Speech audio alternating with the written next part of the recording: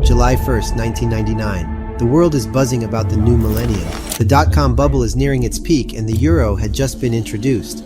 But in Japan, a quiet revolution was starting to take place.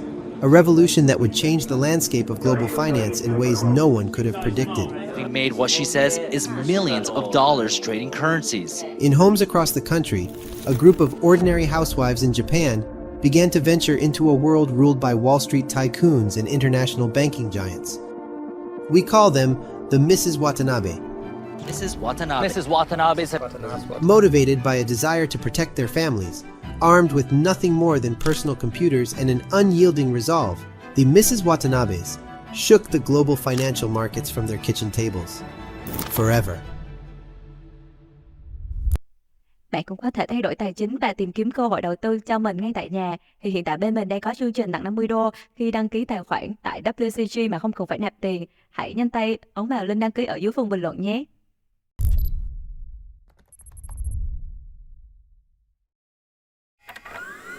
Imagine if we could go back in time to the late 1980s. Japan's economy was booming. Its economy was so strong, it was second only to the colossal United States. This was especially true in the world of real estate and the stock market, where prices were sky high. But, as the saying goes, what goes up must come down. When the 1990s rolled in, Japan's economic bubble popped. The country's real estate and stock markets collapsed, wiping out trillions of yen in wealth almost overnight. Suddenly, the economic powerhouse was brought to its knees, and this crisis marked the start of what is now known as Japan's lost decade. In an effort to get the economy back on track, the Bank of Japan decided to lower interest rates. Interest rates are the price you pay to borrow money. When they're high, it costs a lot to borrow, so people and businesses decide to save their money instead. When they're low, it's cheaper to borrow, encouraging people and businesses to spend and stimulate the economy. But even with these low interest rates, the Japanese economy was still struggling and regular people weren't getting much return on their savings in Japanese banks. It was during these tough times that something unexpected started to happen. In Tokyo, a city that never sleeps, a surprising force was on the rise, not in the fancy offices full of businessmen, but in the homes of ordinary people. Mrs. Watanabe. But who exactly is Mrs. Watanabe? Well, she doesn't really exist. Not as a single person, at least. In Japan, Mrs. Watanabe is like John Doe or Average Joe in English. It's the fifth most common surname in Japan and is used to represent an everyday person, in this case, the average Japanese housewife. Women are in charge of household finances in Japanese society, so they noticed the low growth of their savings in Japanese banks. Looking for better options, they started to explore beyond Japan.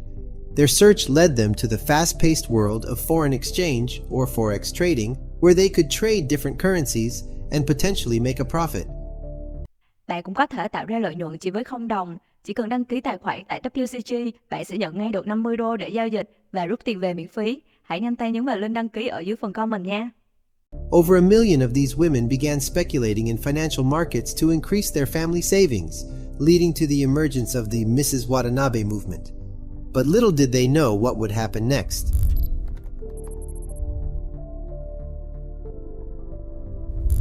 Now, imagine you're a Japanese housewife. You're in charge of the household finances, and you've got money to invest. But when you look around, there are no attractive options at home. The interest rates are so low that leaving your money in a savings account feels like letting it gather dust. It's not getting your savings anywhere. This is where Mrs. Watanabe found herself. Her savings were growing too slowly in Japan's banks, so she decided to do something innovative. She thought, why not borrow money here in Japan where it's cheap, then lend it out in a country where I can get higher interest? This idea is what we call the carry trade, and that's precisely what Mrs. Watanabe did.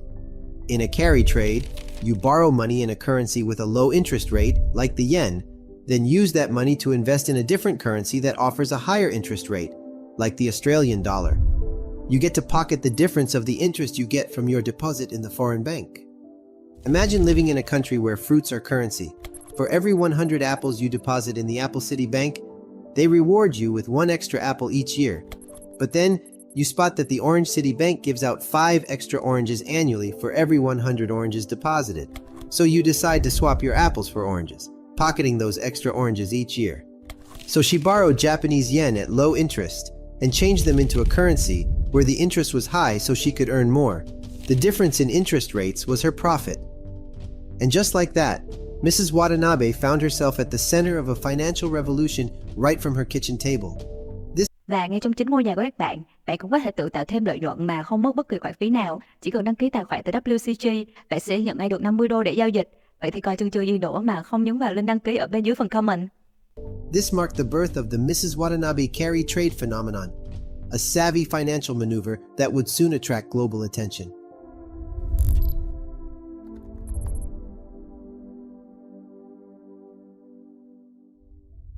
Mrs. Watanabe has been living the good life with the money from the carry trade. And this wasn't just a few people. The word spread, and soon after, thousands of Mrs. Watanabe across Japan were doing the same thing. The carry trade was the hottest ticket in town, and it seemed like these good times would never end.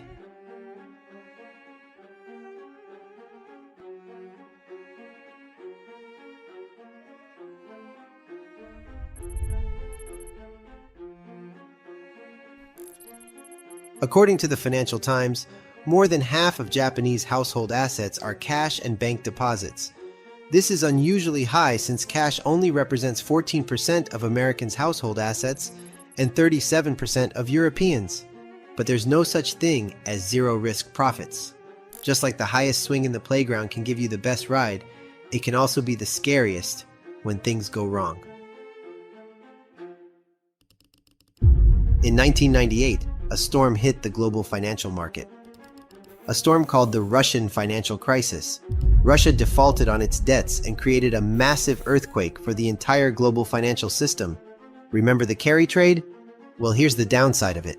If the yen's value rises against the currency Mrs. Watanabe has put her money into, repaying the borrowed yen would lead to losses. And to the chagrin of Mrs. Watanabe, that's precisely what happened. When the Russian financial crisis hit, investors got scared. They rushed to pull their money out of risky investments and put it in safer places.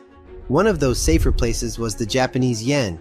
As more and more people bought yen, its value went up. Her winning lottery ticket turned into a ticking time bomb. As the yen surged in value, it was more expensive for her to repay what she had borrowed. The Russian crisis turned the tables. She suddenly was in the eye of the storm, and her plans for healthy returns were swept away by the unexpected surge in the yen's value. The gap between interest rates shrank. The Russian financial crisis was a chilling reminder that even the best strategies can falter. It was a wake-up call for Mrs. Watanabe and all the other carry traders out there, reminding them that their business was not at all risk-free.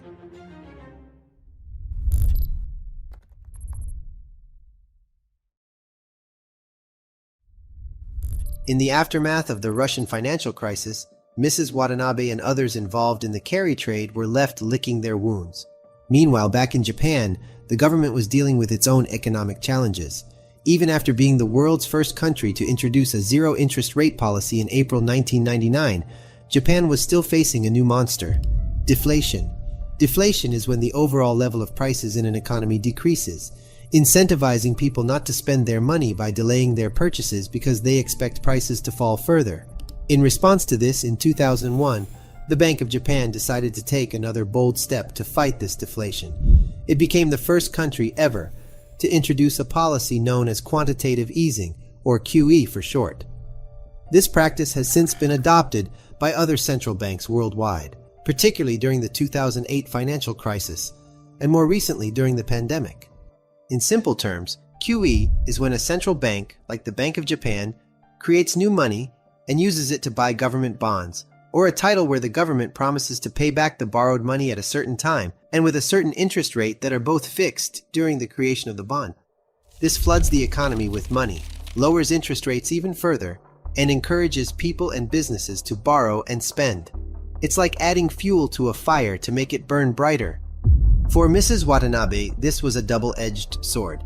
On one hand, the even lower interest rates in Japan meant that the potential profits from the carry trade were higher, and on the other hand, the risks associated with the carry trade were still fresh in her mind. the introduction of quantitative easing was a defining moment in Japan's economic history. It represented a significant shift in the Bank of Japan's approach to managing the economy. And for our Mrs. Watanabe, it was yet another twist in her financial journey.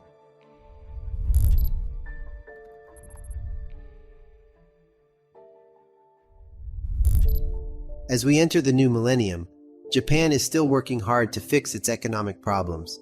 Yet, even with all the risks, the carry trade was still attractive to many Japanese retail investors.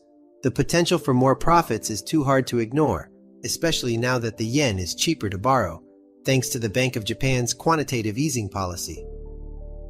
Around 2005, a significant number of Japanese housewives ventured into online currency trading, and the term Mrs. Watanabe started to become really popular around the world. The typical Mrs. Watanabe was in her mid-30s, computer-savvy, known in Japan as clickety-clicks, and often traded foreign exchange markets using her own money, family savings, or borrowed cash via margin accounts. Many of them began with forex trading because the transactions were easy for a beginner investor to understand.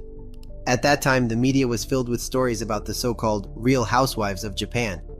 The New York Times interviewed a number of middle-class Japanese homemakers who moonlight as amateur currency speculators. In their 2007 story, the Times went on to explain, tens of thousands of married Japanese women ventured into online currency trading in the last year and a half, playing the markets between household chores or after tucking the children into bed. Vậy còn bạn thì sao? Nếu trong thời gian rảnh rỗi bạn chỉ lướt Facebook hay xem TikTok thì đừng bỏ qua cơ hội đầu tư mà không mất phí này. Chỉ cần nhấn vào link ở phía bên dưới phần comment và đăng ký tài khoản thành công, bạn sẽ nhận ngay được 50 đô để giao dịch và kiếm thêm thu nhập như những chị đẹp Watanabe nhà mình. While the overwhelmingly male world of traders and investors here mocked them as kimono-clad Mrs. Watanabes, these women collectively emerged as a powerful force, using Japan's vast wealth to sway prices and confound economists, to the point where their carry trade strategy caught the attention of way bigger fish. Hedge funds and banks entered the game when they understood the process, borrowing from countries with low exchange rates and investing in countries with high exchange rates, especially the Australian and US dollar. This strategy has remained profitable despite academic literature that should have arbitrated away this free lunch. As time went by, many new actors entered the market, so many in fact, that it started to get global attention. The attention was not all positive though. Some financial experts warned of the risks the Mrs. Watanabes were taking. They worried about what would happen if another financial crisis caused a rapid unwinding of carry trades, just like what happened during the Russian financial crisis. For that reason, in 2006, the Bank of Japan voted the end of quantitative easing and began to move away from its zero interest rate policy, increasing interest rates slowly. This shift reduces the appeal of the yen carry trade, as the cost of borrowing in yen would increase. The goal was to make the yen rise and the carry trade less attractive and riskier. A rising yen would make it more expensive to pay back these loans at the same time that the yield differential or potential profit would narrow if Japanese rates rise. Which lead Dennis Gartman, editor and publisher of the Gartman Letter, a Virginia-based investment advisory service at that time, to say, the unwinding of such enormous positions shall either be done slowly and over a great deal of time and likely in tears, or it shall be done swiftly, massively, and accompanied not only by tears, but also by a great deal of pain. For now, however, Mrs. Watanabe was enjoying her moment in the spotlight. Her story was an example of how ordinary people, using their savings and a bit of risk-taking, could make waves in the global financial market, but as they would soon find out, a huge financial storm way bigger than anything they've experienced so far was starting to form on the horizon. –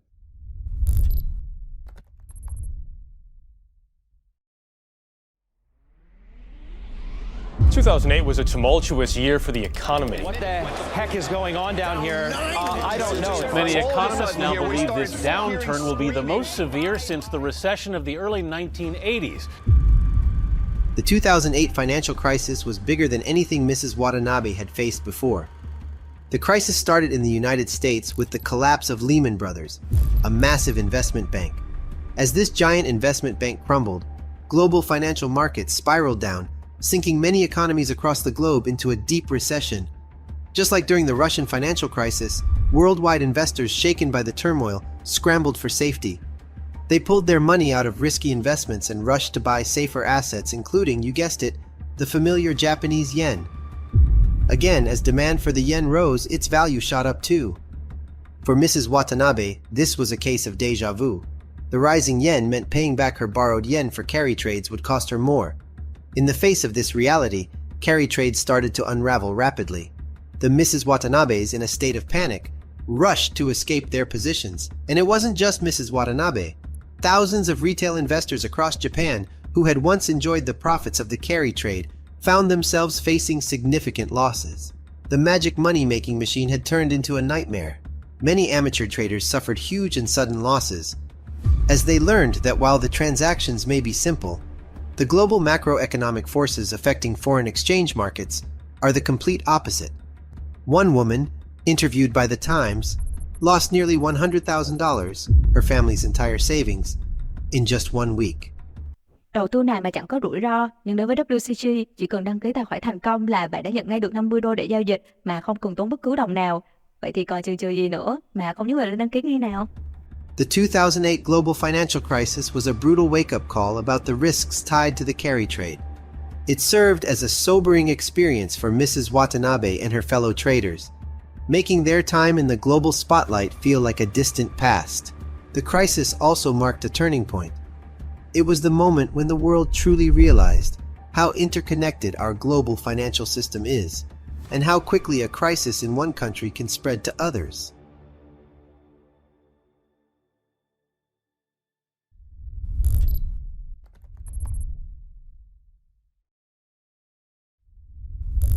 But Mrs. Watanabe was not one to be easily deterred.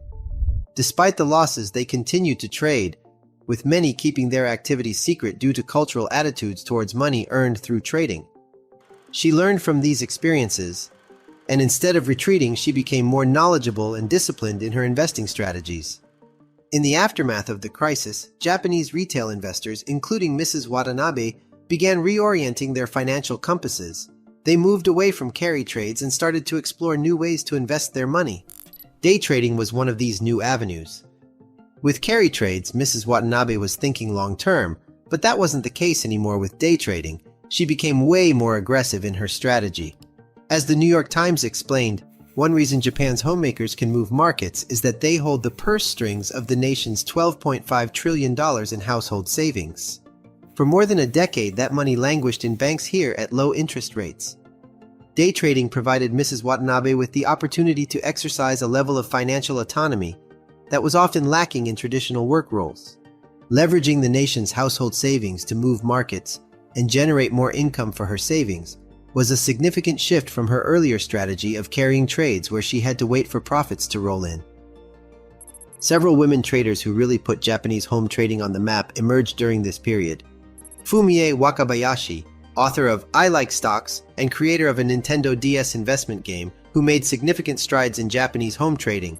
Yukiko Ikibe, author of The Secret of FX, who found success earning some $4 million trading commodity futures and currencies over 3 years.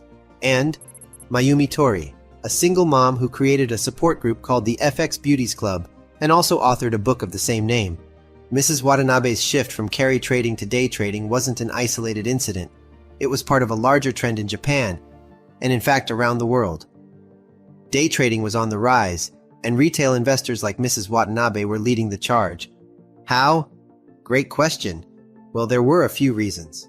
First, the technology needed for day trading had become widely available. With a computer and an internet connection, anyone could trade from the comfort of their own home. Second, there were new educational resources available. Online courses, webinars, and tutorials taught people how to day trade. This new chapter in Mrs. Watanabe's story showed that she was not just a one-trick pony. She was a versatile player in the world of finance. Day trading had its own set of challenges and risks, but it also came with fresh opportunities.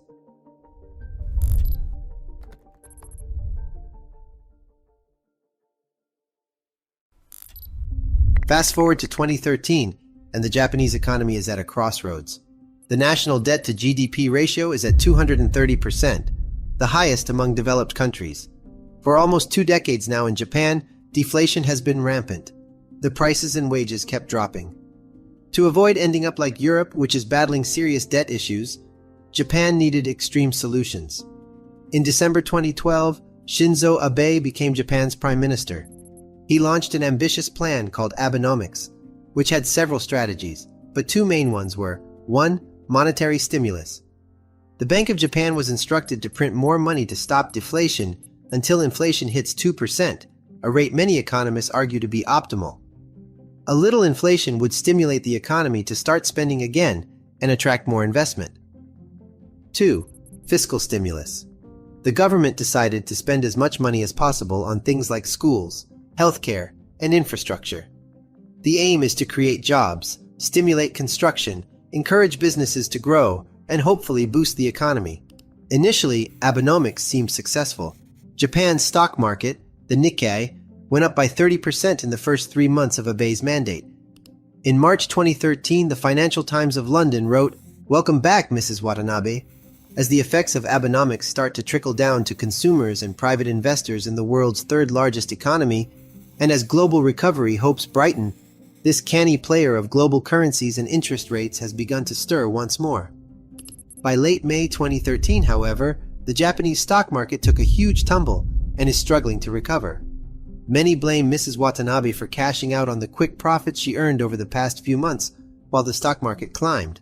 At that time, many finance people around the world were closely following Mrs. Watanabe's behavior. Does she know something about the stock market or the future of Abenomics that the rest of the world doesn't? As we mentioned earlier, more than half of Japanese household assets are cash and bank deposits. In a deflationary environment, it's completely logical for Mrs. Watanabe to preserve her cash instead of using it, simply because if prices are falling, her cash could buy more next week than it could this week, so it's best to hang on to it. If Abenomics works as planned, inflation will make prices go up, and this might encourage Mrs. Watanabe to start spending her saved money. She could decide to go shopping, which is what Mr. Abe hopes for, as this would help local businesses and create jobs. Also, if interest rates stay low, the chance to earn more returns might draw Mrs. Watanabe back to the stock market. At that time, Japan's economy was bigger than Germany's and Italy's combined, so whatever happens in Japan will definitely affect other places. That's precisely the reason why so many financial actors paid close attention to Mrs. Watanabe. How she manages her money, and whether she chooses to spend, save, or invest, will give big hints about what might happen in global markets in the coming months and years. The power of the purse has never been more significant.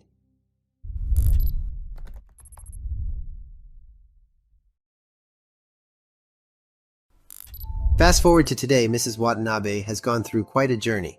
She's been a budget manager, a carry trader, a day trader, and an icon in the financial world. She's weathered financial crises and adapted to changing market conditions. In today's financial landscape, Mrs. Watanabe remains a force to reckon with. The proliferation of digital platforms and the democratization of financial markets have made it easier than ever for retail investors like Mrs. Watanabe to participate in day trading. It's no longer an activity reserved for professional traders in big financial firms. Anyone with a computer, an internet connection, and a bit of knowledge can get involved. And Mrs. Watanabe, with her years of experience and financial instincts, is right in the thick of it. In the end, the story of Mrs. Watanabe is about more than just finance. It's about resilience, adaptability, and the courage to take risks. It's about ordinary people making extraordinary impacts. And most of all, it's about how anyone, even a humble housewife managing her family budget, can become a player on the global financial stage. So what's next for Mrs. Watanabe? As technology continues to advance, new tools and platforms are emerging that make trading even more accessible. With apps and online platforms, trading is becoming something that anyone can do, anywhere, anytime. At the same time, markets are becoming more volatile. Political tensions, economic uncertainties, and global events are causing rapid fluctuations in currency values. For day traders like Mrs. Watanabe, this volatility can be both a challenge and an opportunity.